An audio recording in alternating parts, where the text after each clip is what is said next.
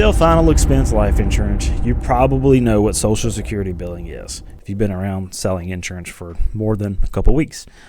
Majority of final expense clients' primarily income is Social Security. So these individuals are used to living on one check a month, and this goes for the same individuals that are on disability. That's the target market for final expense life insurance. So why does an insurance agent need to know the Social Security billing schedule? Welcome to the Final Expense Sales Academy, the hub for mastering the art of final expense life insurance sales. If you're looking to become a pro in the final expense industry, you're in the right place. My name is Kyle Williams, and I'm your host to go through the ins and outs of the final expense business, from tips to tricks to industry insights. We cover everything you need to close deals with confidence, provide true value to your clients, and become a better insurance agent. So hit that subscribe button. Let's get started on elevating your sales game one video at a time.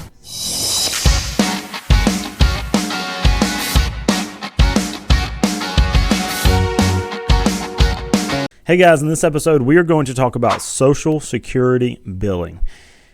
If you sell final expense life insurance, you probably know what Social Security billing is if you've been around selling insurance for more than a couple weeks. Majority of final expense clients' primarily income is Social Security. So these individuals are used to living on one check a month, and this goes for the same individuals that are on disability. That's the target market for final expense life insurance. So why does an insurance agent need to know the Social Security billing schedule? The answer is because a lot of final expense clients, if you do not set the draft date up for when they get paid, there's a very solid chance that that premium is not going to get paid. As a final expense life insurance agent, you should find out when that individual is getting paid each and every month. To help with persistency and to avoid chargebacks, set the date up on the day that they get paid, so that way they are able to make that payment on that premium that you set up for them. Most of our clients that we see prefer it this way because, to be honest with you, a lot of these clients are not very good at managing money, and they would rather set up all of their bills to be paid as soon as they get their check and just live off the rest. And some of them have some bad habits that they get rid of the money and abuse it. So what is the Social Security schedule? So individuals on Social Security and disability get paid on these days. They only get paid on these days. No other days.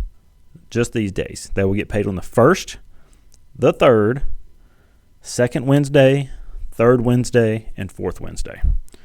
These are the only days that individuals on Social Security and disability get paid. Unless one of those days fall on a weekend or holiday, and we will come back to that in just a minute. I see a lot of agents make a mistake and set the draft date up for the 4th or for the 5th, and a lot of times by the time that comes on, they've withdrawn all their money out of their account, and there's going to be no money left there to be paid for the premium payment. Now, some things to note. As I mentioned, if that date, one of those dates, falls on a weekend or a holiday, they're going to get their check deposited on the business day prior to that. So let me give an example. If they're supposed to get their check on the 3rd of the month, and the 3rd falls on Sunday, they will in turn be paid on Friday, which would be the 1st. That's how it works. So if there's a weekend or holiday, it comes on the business day prior is when they would get paid.